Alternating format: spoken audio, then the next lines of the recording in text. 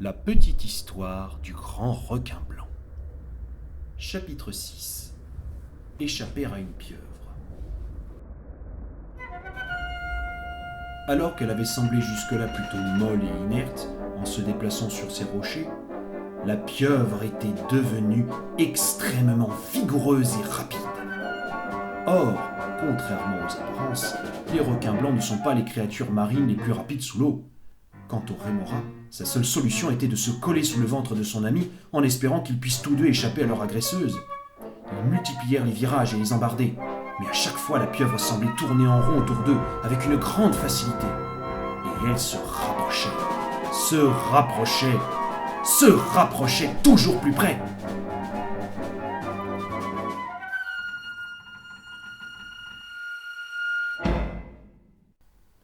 En passant devant eux, elle finit par lâcher un immense nuage d'encre.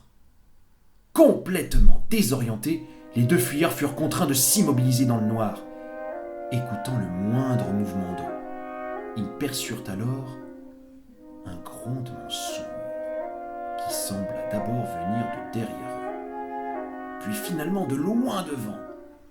Le rémora, qui avait une meilleure vue, commença à voir une forme distincte qui s'approchait face à eux. Elle semblait avoir triplé de volume, et le bruit de son déplacement dans l'eau était considérable.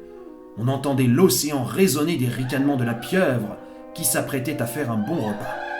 Toujours immobilisés sans pouvoir s'orienter, le requin et le rémora se rapprochèrent instinctivement l'un de l'autre, sentant leur dernière heure venir.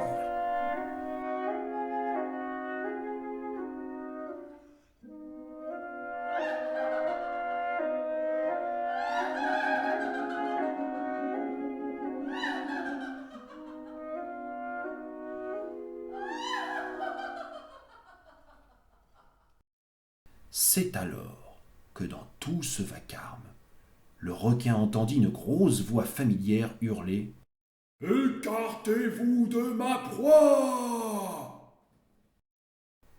C'était comme si un immense rocher leur fonçait dessus. Il battait des nageoires et ouvrait une bouche immense, prête à se refermer sur la pieuvre. C'était le cachalot.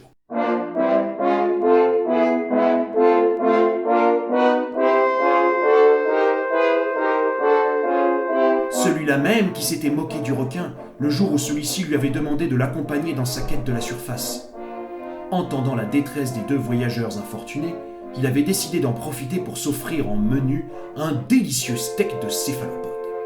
La pieuvre esquiva le coup au dernier moment avant l'impact et lâcha un épais nuage d'encre pour protéger sa fuite, tandis que le cachalot, lancé à pleine vitesse, ne put freiner assez rapidement pour suivre la pieuvre qui nageait dans tous les sens en lâchant d'épais nuages. Alors que l'eau, brassée par le passage de l'énorme cétacé, s'était quelque peu éclaircie, le requin et le rémora décidèrent de filer, tandis que le cachalot fouillait rageusement les environs rocheux en émettant de furieux grognements.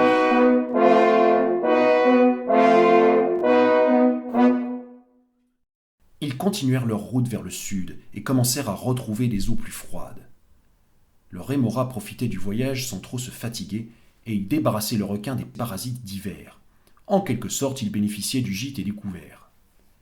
Il avait remarqué que le requin avait fait tout son possible pour le protéger. Il semblait être différent des autres requins qu'il avait rencontrés. La plupart se contentaient de nager, de chasser et de courtiser les femelles sans faire attention à lui. Mais celui-là avait fait fuir un baliste et avait tenu tête à une pieuvre pour le protéger. Leur amitié s'en trouvait renforcée. Même si son idée de voir ce qu'il y avait au-dessus de la surface de l'eau lui semblait dangereuse et irréaliste, il était désormais prêt à tout pour l'aider, même s'il ne comprenait pas pourquoi. Il se risqua à lui demander. Le requin, calmement, lui expliqua qu'il était d'une insatiable curiosité.